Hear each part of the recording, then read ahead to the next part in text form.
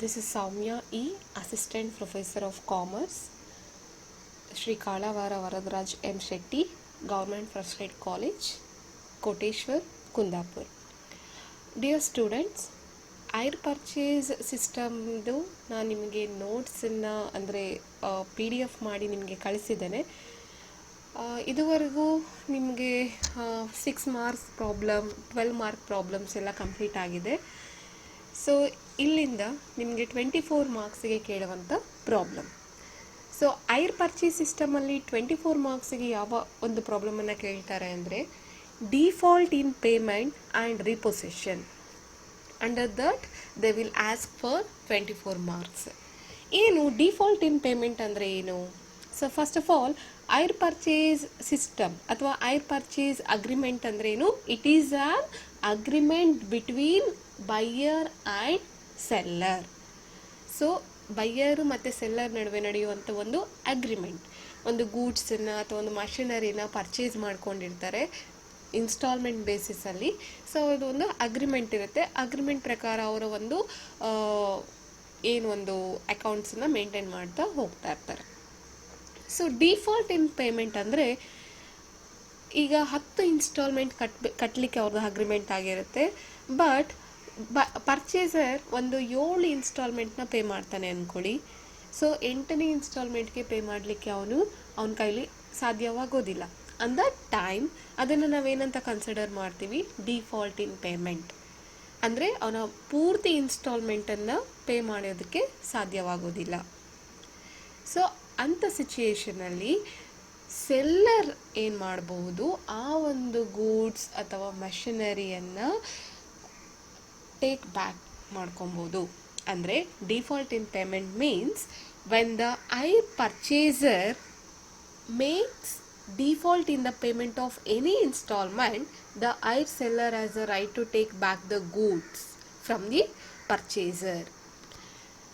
ಆಗ ಈ ಒಂದು ಕಂಡೀಷನನ್ನು ನಾವೇನಂತ ಹೇಳ್ತೀವಿ? ರೀಪೊಸೆಷನ್ ಅಂತ ಹೇಳ್ತೇವೆ. ಅಂದರೆ ಐರ್ ಪರ್ಚೇಸರ್ ಇಂದ ಐರ್ ಸೆಲ್ಲರ್ ಅವನ ಗೂಡ್ಸನ್ನು ರಿಟರ್ನ್ ತೊಗೊಂಡ್ಬಿಡ್ತಾನೆ. ಯಾಕಂದರೆ ಡಿಫಾಲ್ಟ್ ಇನ್ ಪೇಮೆಂಟ್.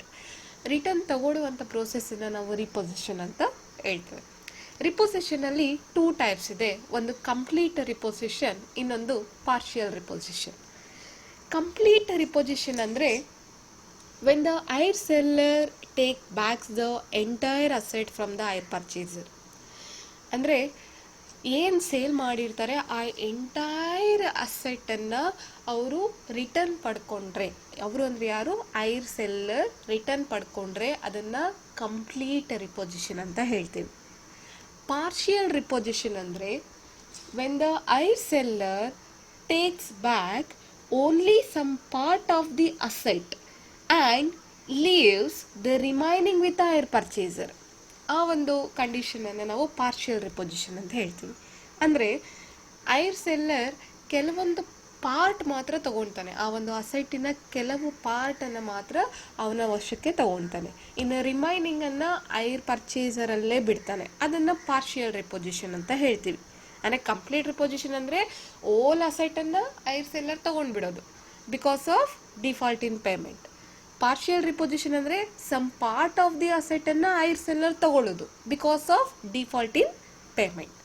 ಸೊ 2 ಮೆಥಡಲ್ಲಿ ಯಾವುದಾದ್ರೂ ಒಂದು ಮೆಥಡ್ ನಿಮಗೆ ಎಕ್ಸಾಮಿಗೆ 24 ಮಾರ್ಕ್ಸಿಗೆ ಕೇಳುವಂಥದ್ದು. Dear students, I already sent this PDF. ನಿಮಗೆ ಆಲ್ರೆಡಿ ನಾನು ಒಂದು ಬುಕ್ಕಿನ PDF ಅನ್ನು ನಿಮಗೆ ಸೆಂಡ್ ಮಾಡಿದ್ದೇನೆ. ಅದರಲ್ಲಿ ನೀವು ಈ ಪ್ರಾಬ್ಲಮನ್ನು ನೋಡ್ಕೊಬೋದು. ಸೊ ಪೇಜ್ ನಂಬರ್ 171ಇಂದ ನಾನು ಕಂಟಿನ್ಯೂ ಮಾಡ್ತೀನಿ. ಬಿಕಾಸ್ ಪ್ರೀವಿಯಸ್ ಅದೆಲ್ಲ ಆಗಿದೆ, ಆದ್ದರಿಂದ ನೀವು ಅದನ್ನು ಮತ್ತೆ ನೋಡ್ಕೊಳ್ಳಿ, ಆಯಿತಾ? ಸೊ ಇಲ್ಲಿ ನೋಡಿ, ಇದು ಈಗ ಫಸ್ಟ್ ಪ್ರಾಬ್ಲಮ್ ಮಾಡ್ತಾ ಇರೋದು ನಿಮಗೆ ಕಂಪ್ಲೀಟ್ ರಿಪೊಸಿಷನ್ ಬಗ್ಗೆ ಮಾಡ್ತಾನೆ, ಆಯಿತಾ? ಕಂಪ್ಲೀಟ್ ರಿಪೊಸಿಷನ್ ಅಥವಾ ಪಾರ್ಷಿಯಲ್ ರಿಪೊಸಿಷನ್ ಎರಡರಲ್ಲಿ ಯಾವುದಾದ್ರೂ ಒಂದು ನಿಮಗೆ 24 ಮಾರ್ಕ್ಸಿಗೆ ಕೇಳ್ತಾರೆ.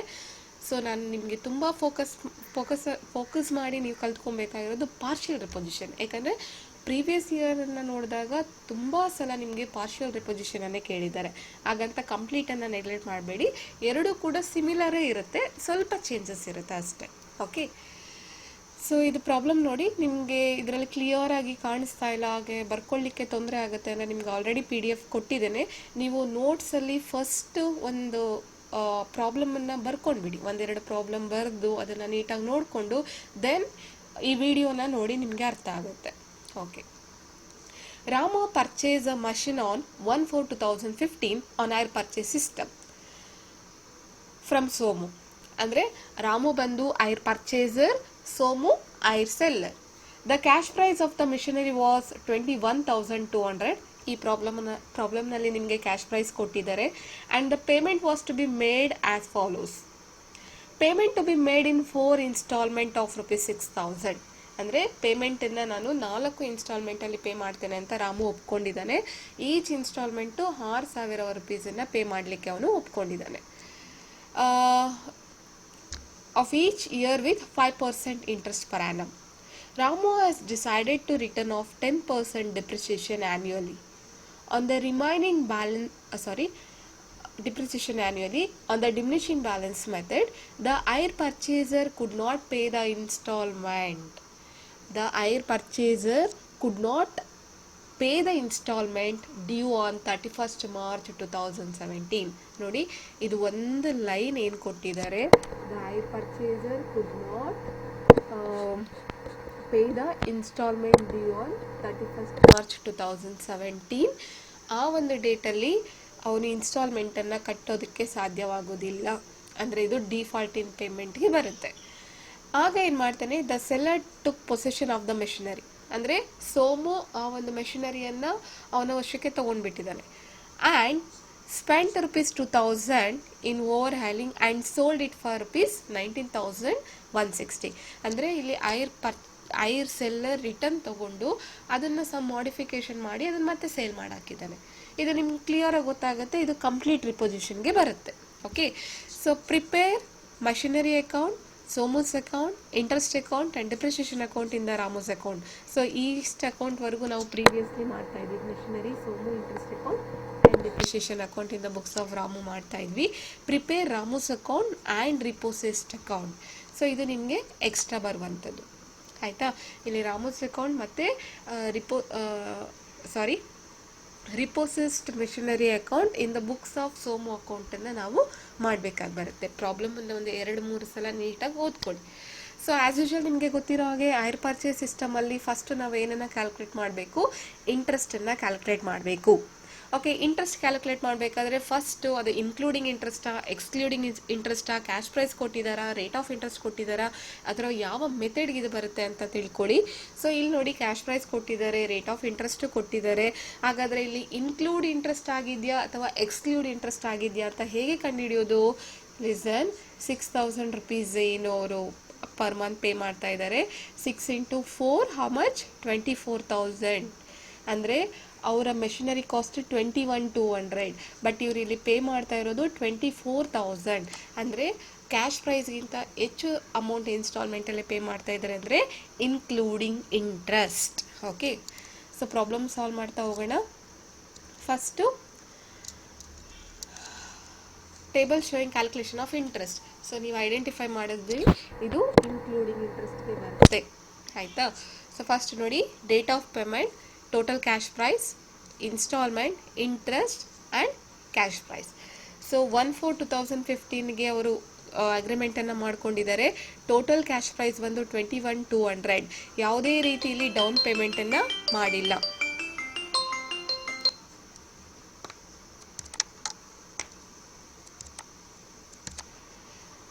Okay. 1/4/2015 21,200 total cash price.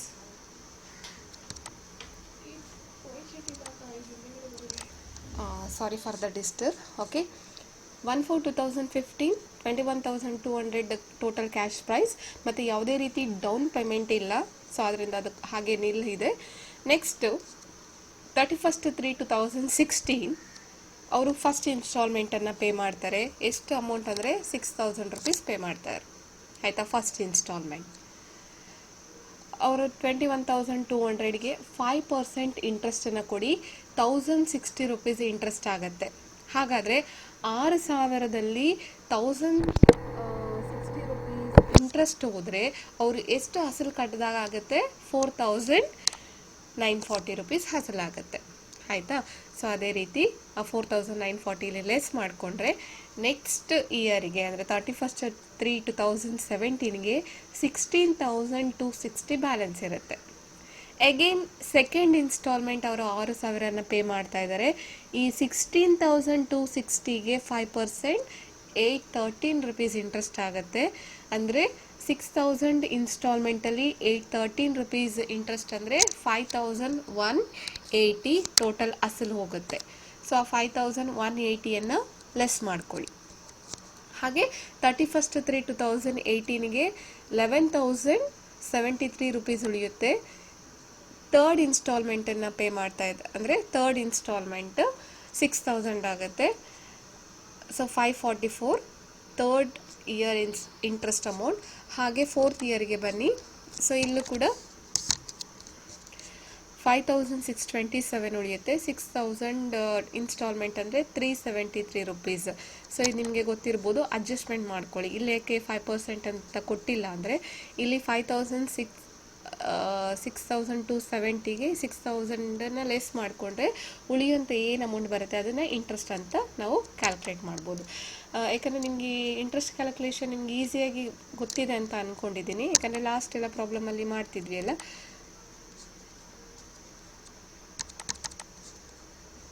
Okay, so interest ಕ್ಯಾಲ್ಕುಲೇಷನನ್ನು ಒಂದ್ಸಲ ನೋಡ್ಕೊಳ್ಳಿ.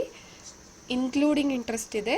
ಸೊ ಈ ಮೆಥಡ್ ನಿಮಗೆ ಗೊತ್ತಿರ್ಬೋದು, ನಾನು ಆಲ್ರೆಡಿ ಕ್ಲಾಸಲ್ಲಿ ಮಾಡಿಸಿದ್ದೇನೆ. ಸೊ ಆ ರೀತಿ ನೀವು ಇಂಟ್ರೆಸ್ಟನ್ನು ಫಸ್ಟ್ ಕ್ಯಾಲ್ಕುಲೇಟ್ ಮಾಡ್ಕೊಬೇಕು. After that books of Ramu ಅಕೌಂಟನ್ನು ಮಾಡ್ತಾ ಹೋಗೋಣ. ಇಲ್ಲಿ ನಿಮಗೆ ಪ್ರಾಬ್ಲಮಲ್ಲಿ ಬುಕ್ಸ್ ಆಫ್ ರಾಮು ಅಕೌಂಟ್ ಮತ್ತು ಬುಕ್ಸ್ ಆಫ್ ಸೋಮು ಅಕೌಂಟನ್ನು ಮಾಡಬೇಕಾಗತ್ತೆ. ಸೊ ಇಲ್ಲಿ ಬುಕ್ಸ್ ಆಫ್ ರಾಮು ಅಕೌಂಟನ್ನು ಮಾಡಬೇಕಾದ್ರೆ ನಿಮಗೆ ಅಂದರೆ ಲಾಸ್ಟ್ ಪ್ರಾಬ್ಲಮ್ಗಳಲ್ಲೆಲ್ಲ ಮಾಡಿದ್ದೀವಿ. ಫಸ್ಟ್ ಮಷಿನರಿ ಅಕೌಂಟನ್ನು ಮಾಡೋಣ. So machinery account, so date particulars amount ಕಾಲಮ್ನ ಹಾಕ್ಕೊಂಡಿದ್ದೀನಿ.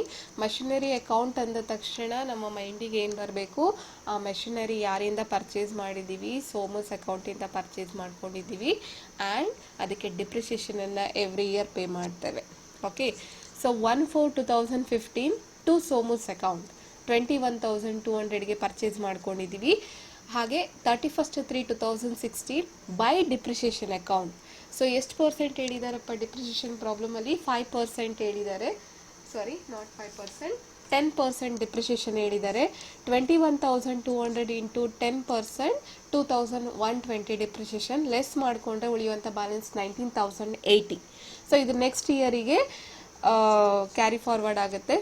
1/4/2016 to balance brought down 19,080 balance ಇರುತ್ತೆ. ಹಾಗೆ 31/3/2017 ಬೈ ಡಿಪ್ರಿಸಿಯೇಷನ್ ಅಕೌಂಟ್ 10% ಅಂದರೆ 1908 1908. ಅದು ಸ್ವಲ್ಪ ಇದು ರಾಂಗ್ ಆಗಿದೆ, ನೋಡ್ಕೊಳ್ಳಿ. ಸೊ ಇಲ್ಲಿ ನೆಕ್ಸ್ಟು ಅವನು 31/3/2017ಗೆ ಇನ್ಸ್ಟಾಲ್ಮೆಂಟನ್ನು ಪೇ ಮಾಡಲಿಕ್ಕೆ ಅನೇಬಲ್ ಆಗಿದ್ದಾನೆ. ಆಯಿತಾ? Purchaser could not pay the instalment on 31/3/2017. ಆಗ ನಾವು ರಿಪೊಸಿಷನನ್ನು ಮಾಡ್ಕೊಬೇಕಾಗುತ್ತೆ. ಸೊ ಈ ಅಮೌಂಟು ಅಥವಾ ಈ ಎಂಟ್ರಿ ಹೇಗೆ ಬರುತ್ತೆ ಅಂದರೆ ಫಸ್ಟು ನಾವು ಸೋಮಸ್ ಅಕೌಂಟನ್ನು ಮಾಡ್ಕೊಬೇಕು. ಸೋಮಸ್ ಅಕೌಂಟ್ ಮಾಡಿಕೊಂಡ್ರೆ ನಿಮಗೆ ಈ ಎಂಟ್ರಿ ಹೇಗೆ ಬಂತಂತ ಗೊತ್ತಾಗುತ್ತೆ. ಆಯಿತಾ? ಸೊ ಇಲ್ಲಿ ಡಿಪ್ರಿಸಿಯೇಷನ್ವರೆಗೂ ತೊಗೊಂಡಿದ್ದೀವಿ 10%. ಅದಾದ ನಂತರ ಬೈ ಸೋಮಸ್ ಅಕೌಂಟ್ 17,773 ರುಪೀಸನ್ನು ತೊಗೊಂಡಿದ್ದೀನಿ. ಇದು ಹೇಗೆ ಬಂದಿದೆ ಅಂದರೆ ಫಸ್ಟ್ ನಾವು ಸೋಮಸ್ ಅಕೌಂಟ್ ಮಾಡ್ಕೊಳ್ಳೋಣ. ಬಿಕಾಸ್ 31/3/2017ಗೆ ಅವರಿಗೆ ಇನ್ಸ್ಟಾಲ್ಮೆಂಟನ್ನು ಪೇ ಮಾಡೋದಕ್ಕೆ ಆಗೋದಿಲ್ಲ. ಅನ್ ದಟ್ ಟೈಮ್ ಅವರು ರಿಪೊಸಿಷನ್ನ ಮಾಡ್ಕೊತಾ ಇದ್ದಾರೆ. ಆಯಿತಾ? ಈ ಎಂಟ್ರಿಗೂ ಬರೋಕ್ಕೂ ಮುಂಚೆ ಇಲ್ಲಿ ಸೋಮಸ್ ಅಕೌಂಟನ್ನು ಮಾಡ್ಕೊಳ್ಳೋಣ. Listen, Somu account. ಸೋಮು ಅಂದರೆ ಯಾರು ಇಲ್ಲಿ? Hire seller. ಆಯಿತಾ? Hire seller 1/4/2015 by machinery account 21,200. ಹಾಗೆ 31/3/2016 at the end of the year interest ಇರುತ್ತೆ. Interest account 1,060. ಸೊ ಇಂಟ್ರೆಸ್ಟ್ ನಾವು ಮೇಲ್ಗಡೆ ಟೇಬಲ್ನಲ್ಲೇ ಕ್ಯಾಲ್ಕುಲೇಟ್ ಮಾಡ್ಕೊಂಡಿದ್ದೀವಿ, ನೋಡ್ಕೊಬೋದು. ಹಾಗೆ 31/3/2016ಗೆ ಫಸ್ಟ್ ಇನ್ಸ್ಟಾಲ್ಮೆಂಟನ್ನು ಪೇ ಮಾಡ್ತಾ ಇದ್ದಾರೆ to bank account 6,000. Okay, so total ಮಾಡ್ಕೊಳ್ಳಿ, ಬರುವಂಥ ಬ್ಯಾಲೆನ್ಸ್ 16,260. ಸೊ ನೆಕ್ಸ್ಟ್ ಈ 16,260ಯನ್ನು ನೆಕ್ಸ್ಟ್ ಇಯರ್ಗೆ ತೊಗೊಳ್ಳಿ. 1/4/2016 by balance brought down 16,260. And 31/3/2017 by interest account second year interest ಕೂಡ ಹಾಕ್ಕೊಂಡಿದ್ದೀವಿ. ಇಲ್ಲಿ 31/3/2017 ಟು ಬ್ಯಾಂಕ್ ಅಕೌಂಟ್ ಅಂತ ಬರ್ತಿತ್ತು ಇನ್ಸ್ಟಾಲ್ಮೆಂಟನ್ನು ಪೇ ಮಾಡಿದಿದ್ರೆ. ಸೊ ಆನ್ 31/3/2017ಗೆ ಇನ್ಸ್ಟಾಲ್ಮೆಂಟನ್ನು ಪೇ ಮಾಡೋದಕ್ಕೆ ಅನೇಬಲ್ ಆಗಿದ್ದಾನೆ. ಸೊ ಆಗ ನಾವು ಟು ಮೆಷಿನರಿ ಅಕೌಂಟ್ ಅಂತ ಹಾಕಿ ರೀಪೊಸಿಷನ್ ಅಂತ ತಗೊಬೇಕು. ಬ್ಯಾಲೆನ್ಸ್ ಎಷ್ಟು ಉಳಿಯುತ್ತೆ? 17,073 ರುಪೀಸ್ ರೀಪೊಸಿಷನ್ ಮೆಷಿನರಿ ವ್ಯಾಲ್ಯೂ. ಆಯಿತಾ? ಸೊ ಈ 17,073 ರುಪೀಸ್ ನಾವು ಮಷಿನರಿ ಅಕೌಂಟಲ್ಲಿ ಬೈ ಸೋಮೂಸ್ ಅಕೌಂಟ್ ಅಂತ ತೊಗೊಳ್ತೀವಿ. ಈಗ ಎರಡೂ ಬ್ಯಾಲೆನ್ಸ್ ಮಾಡಿ ಇಲ್ಲಿ ಬಂದರೆ 99 rupees by profit and loss account, loss on repossession. In case ಈ ಕಡೆ ಬ್ಯಾಲೆನ್ಸ್ ಬಂದರೆ ಪ್ರಾಫಿಟ್ ಆನ್ ರಿಪೊಸಿಷನ್. ಅರ್ಥ ಆಯ್ತಾ? ಮೆಷಿನರಿ ಅಕೌಂಟ್ ಅರ್ಥ ಆಯ್ತಾ? ಓಕೆ, ದೆನ್ ಸೋಮೂಸ್ ಅಕೌಂಟು ಮಾಡಿದ್ರಿ. So next interest account. So ನಾವು ಪ್ರಾಬ್ಲಮ್ ಹೇಗೆ ಮಾಡ್ತಾ ಇದ್ವಿ previously, interest account same as it is ಹಾಗೆ, ಡಿಪ್ರಿಷಿಯೇಷನ್ ಅಕೌಂಟು ಕೂಡ ಆ್ಯಸ್ ಇಟ್ ಈಸ್ ಹಾಗೆ. ಸೊ ಇಂಟ್ರೆಸ್ಟ್ ಅಕೌಂಟ್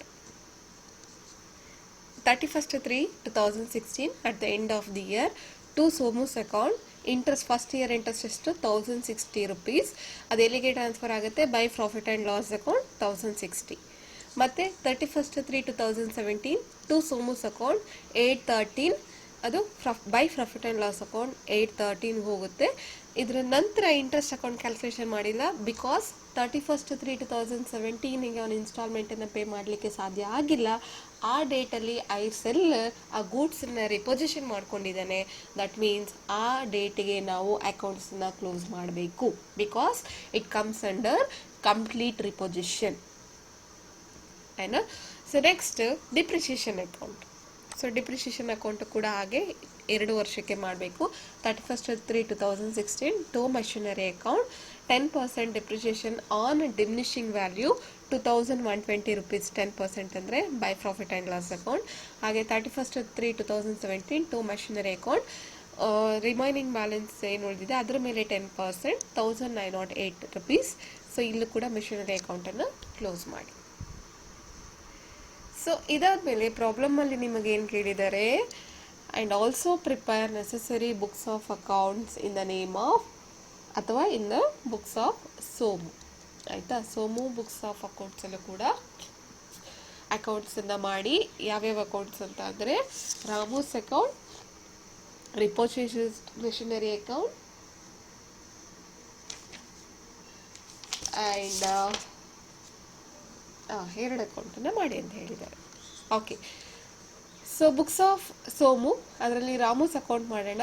ಒಂದು ಸಿಂಪಲ್ ಟೆಕ್ನಿಕ್ ಏನಂದರೆ, ಮೇಲೆ ನಾವು ಏನು ಸೋಮು ಅಕೌಂಟಲ್ಲಿ ರಾಮು ಅಕೌಂಟ್ ಮಾಡಿದ್ದೀವಿ ಅದು ಆಪೋಸಿಟ್ ಆಗುತ್ತೆ ಅಷ್ಟೆ.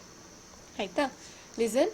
1/4/2015 ಟು ಸೇಲ್ಸ್ ಅಕೌಂಟ್ 21,200ಗೆ ಸೇಲ್ ಮಾಡ್ತಾ ಇದ್ದಾರೆ. 31/3/2016 ಬೈ ಬ್ಯಾಂಕ್ ಅಕೌಂಟ್ 6,000 ರುಪೀಸ್.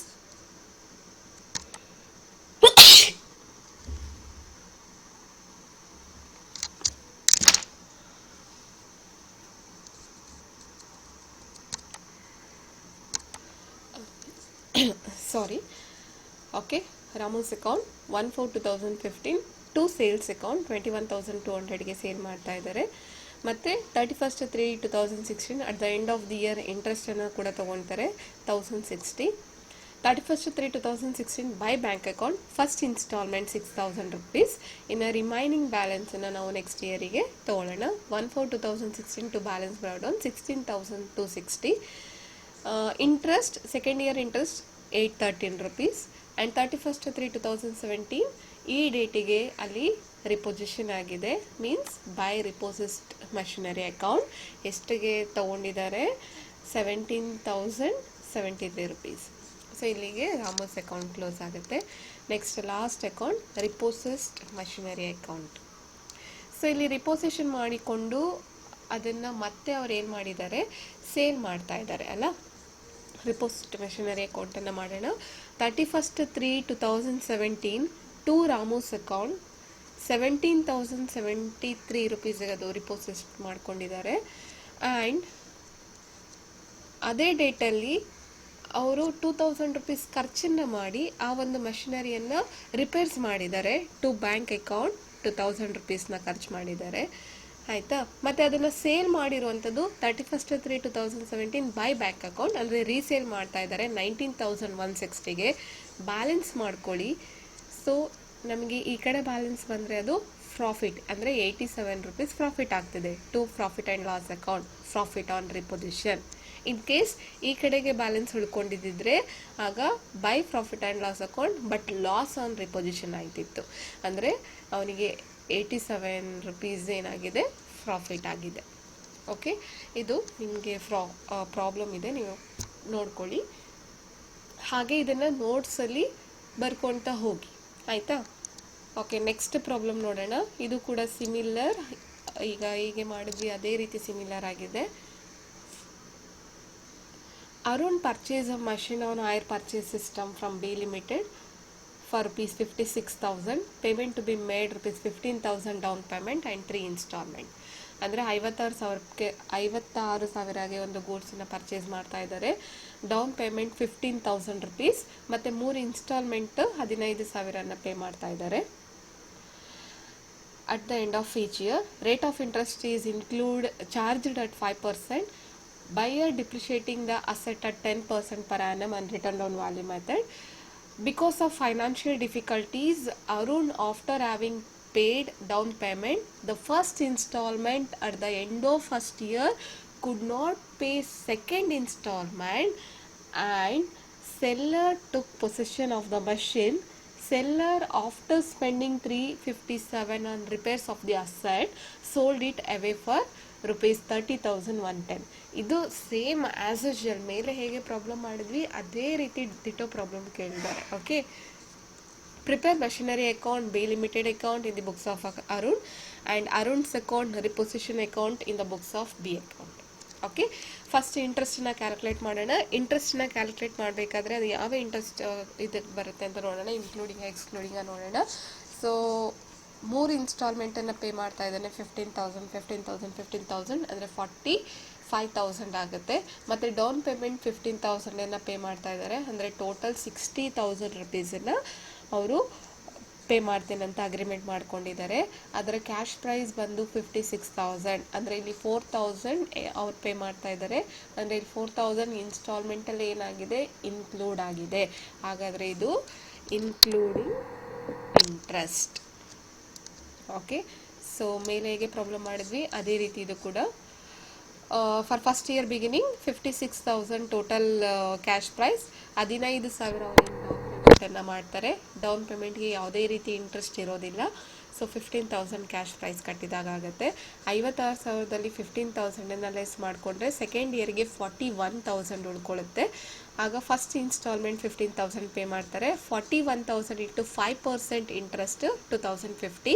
ಆ 15,000ಲ್ಲಿ 2,050 ರುಪೀಸ್ ಲೆಸ್ ಮಾಡಿಕೊಂಡ್ರೆ, ಅಂದರೆ ಇಂಟ್ರೆಸ್ಟನ್ನು ಲೆಸ್ ಮಾಡಿಕೊಂಡ್ರೆ ಅಸಲು 12,950 ಹೋಗ್ತಿದೆ.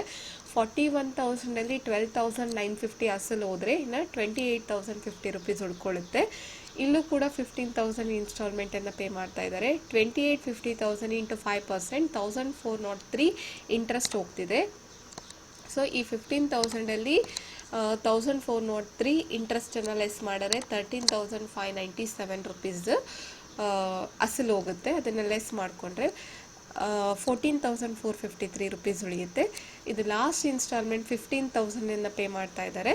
ಅಂದರೆ 14,453 ಮೈನಸ್ ಅಥವಾ 15,000 minus 14,453 remaining 547 last year interest less ಮಾಡ್ಕೊಳ್ಳಿ. ಸೊ ಇದು ಇಂಟ್ರೆಸ್ಟ್ ಕ್ಯಾಲ್ಕುಲೇಷನ್ ಆಯಿತು. Next books of Arun. ಅದರಲ್ಲಿ ಫಸ್ಟ್ ಮೆಷಿನರಿ ಅಕೌಂಟನ್ನು ಮಾಡೋಣ. ಮೆಷಿನರಿ ಅಕೌಂಟ್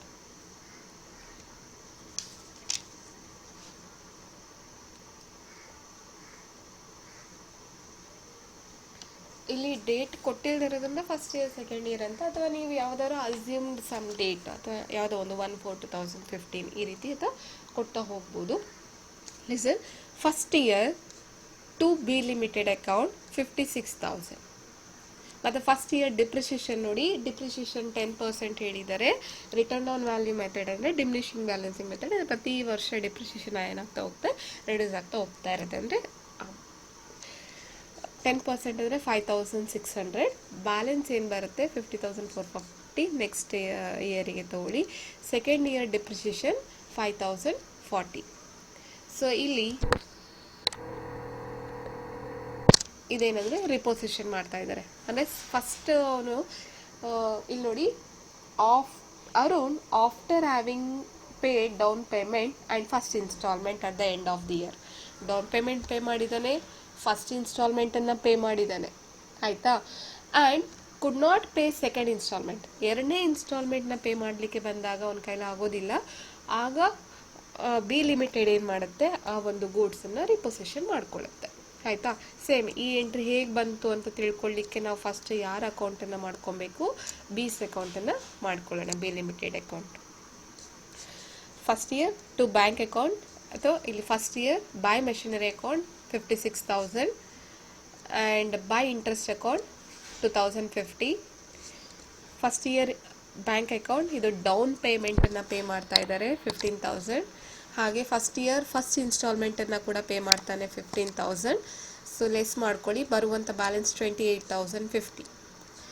ಆ್ಯಂಡ್ ಸೆಕೆಂಡ್ ಇಯರ್ಗೆ ಬೈ ಬ್ಯಾಲೆನ್ಸ್ ಬ್ರಾಡ್ ಡೌನ್ 28,050 ಮತ್ತು by interest account 1,403, total 29,453. But ಇಲ್ಲಿ ಸೆಕೆಂಡಲ್ಲಿ ಅವನು ಯಾವುದೇ ರೀತಿ ಇನ್ಸ್ಟಾಲ್ಮೆಂಟನ್ನು pay ಮಾಡೋದಕ್ಕಾಗೋದಿಲ್ಲ.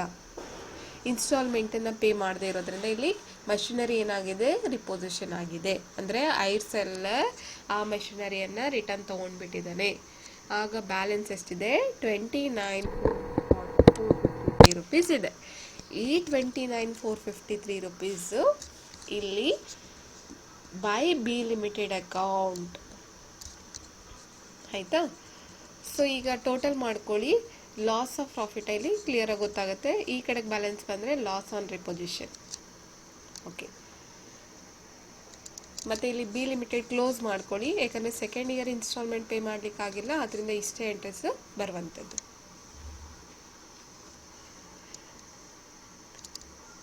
Next books of B limited. Books of B ಲಿಮಿಟೆಡಲ್ಲಿ ಅರುಣ್ಸ್ ಅಕೌಂಟನ್ನು ಪ್ರಿಪೇರ್ ಮಾಡಿ ಅಂತ ಹೇಳಿದ್ದಾರೆ. Okay, first year to sales account 56,000 to interest account 2,050. First year by bank account 15,000 down payment, by bank account 15,000 first installment, ಬರುವಂಥ ಬ್ಯಾಲೆನ್ಸ್ನ ಹಾಕೊಳ್ಳಿ. Then second year to balance brought down 28,050 to interest account 1,403. Second ಇಯರಲ್ಲಿ ಅವನು second ಇನ್ಸ್ಟಾಲ್ಮೆಂಟನ್ನು pay ಮಾಡ್ಕೊಳ್ಳೋಕ್ಕಾಗಿಲ್ಲ, ಬರುವಂಥ ಬ್ಯಾಲೆನ್ಸನ್ನು ನಾವು repossessed machinery account ತಗೊಳ್ಳೋಣ. Next repossessed machinery account. Second ಇಯರಲ್ಲಿ ರಿಪೊಸೆಸ್ಡನ್ನು ಮಾಡ್ಕೊತಾ ಇದ್ದಾರೆ. Second year to Arun's account 29,453. To bank account ಅಂದರೆ ರಿಪೇರ್ ಮಾಡ್ಕೊಂಡಿದ್ದಾರೆ 357 ರುಪೀಸನ್ನು ಇನ್ವೆಸ್ಟ್ಮೆಂಟ್ ಮಾಡಿ ರಿಪೇರ್ಸ್ ಮಾಡ್ಕೊಂಡಿದ್ದಾರೆ, ಅದನ್ನು ತೋರಿಸೋಣ. ಹಾಗೆ ಸೆಕೆಂಡ್ ಇಯರಲ್ಲಿ ಅದನ್ನು ಸೇಲ್ ಮಾಡ್ತಾ ಇದ್ದಾರೆ, ರೀಸೇಲ್ ಮಾಡ್ತಾ ಇದ್ದಾರೆ 30,110 ರುಪೀಸಿಗೆ. ಸೊ ಟೋಟಲ್ ಮಾಡ್ಕೊಳ್ಳಿ, ಇವರಿಗೆ 300 ರುಪೀಸ್ ಪ್ರಾಫಿಟ್ ಬಂದಿದೆ. ಐ ಹೋಪ್ ನಿಮಗೆ ಪ್ರಾಬ್ಲಮ್ ಅರ್ಥ ಆಗಿದೆ ಅಂತ. ಆ್ಯಕ್ಚುಲಿ ನೀವು ಎರಡು ಪ್ರಾಬ್ಲಮನ್ನು ನೋಟ್ಸಲ್ಲಿ ಬರ್ಕೊಂಡು ಅರ್ಥ ಆಗುತ್ತೆ, ಅರ್ಥ ಮಾಡ್ಕೊಳ್ಳಿ. ಅರ್ಥ ಆಗಿಲ್ಲ ಅಂದರೆ ವಿಡಿಯೋನ ಮತ್ತೊಮ್ಮೆ ನೋಡಿ. ಸೊ ಏನೇ ಡೌಟ್ಸ್ ಇದ್ದರೂ ನೀವು ಪರ್ಸ್ನಲ್ ಆಗಿ ಕಾಲ್ ಮಾಡಿ ನನಗೆ ಕೇಳ್ಬೋದು. Okay, thank you.